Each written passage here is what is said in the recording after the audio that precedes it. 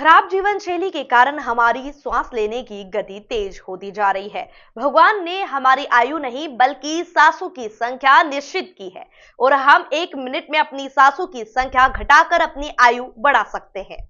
ये बातें सिंगापुर में बिजनेस कंसल्टेंट एवं स्वर विज्ञान विशेषज्ञ अरुण शर्मा ने state press club Madhya Pradesh द्वारा आयोजित रूबरू कार्यक्रम में कही। उन्होंने सांस लेने के तरीके और उस पर नियंत्रण को मनुष्य के जीवन की उन्नति या अवनति का कारण बताया। उन्होंने कहा कि सांसों का पैटर्न बदलकर हम अपने जीवन में सकारात्मक बदलाव ला सकते हैं। उन्होंने कहा कि सांस अंदर लेने में आमतौर पर 3 सेकंड और छोड़ने में 2 सेकंड लगते हैं। इसे Radha Krishna pattern of breathing भी कहते हैं। लेकिन आज जीवन शैली की गड़बड़ियों के कारण 1 मिनट के श्वास की सामान्य संख्या 18 हो गई है। लेकिन यदि आपकी प्रति मिनट सांसों की संख्या 30 के आसपास है तो आप विचलित और बीमार हैं, जबकि यदि आपकी श्वसन की संख्या 12 से कम है तो आप स्थिर मन और योगी अवस्था में हैं। तो करीब करीब हर आदमी को स्वर विज्ञान का ज्ञान है। जैसे कि इन्होंने भी अभी परिचय दिया तो इनको भी उसका ज्ञान है और आप सभी को थोड़ा बहुत पता है। बायां स्वर में ये करना चाहिए और दायां स्वर में ये करना चाहिए, करीब करीब सबको थोड़ा बहुत पता है। पूरा अगर नहीं भी जानते हैं तो आप लोग काफ़ी हद तक जानते हैं।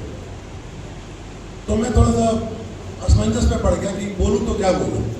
भाई ऐसी ऑडियंस है जिसको कि बहुत कुछ पता है इस सब्जेक्ट के बारे में और 1.5 घंटा बोलना है।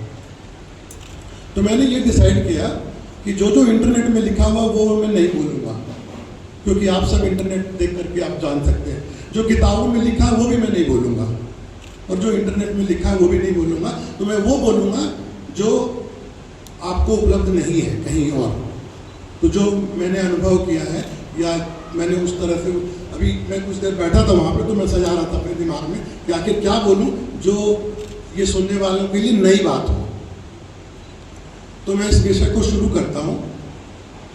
सबसे पहले श्वास के बारे में कुछ बातें बताना चाहता हूँ आपको, फिर हम उस सब्जेक्ट में चले जाएंगे अंदर धीरे धीरे।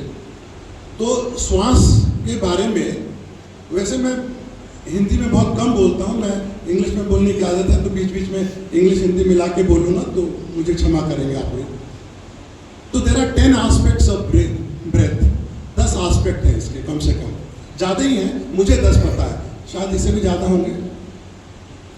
तो पहला एस्पेक्ट है कि कौन सा नॉस्ट्रिल जो है वो प्रभावी है, प्रबल है। दोनों नॉस्ट्रिल बराबर नहीं होते हैं, बहुत कम समय के लिए बराबर होते हैं, कुछ क्षणों के लिए होते हैं। तो क्या तो लेफ्ट नॉस्ट्रिल स्ट्रांग होगी आपकी या राइट नॉस्ट्रिल?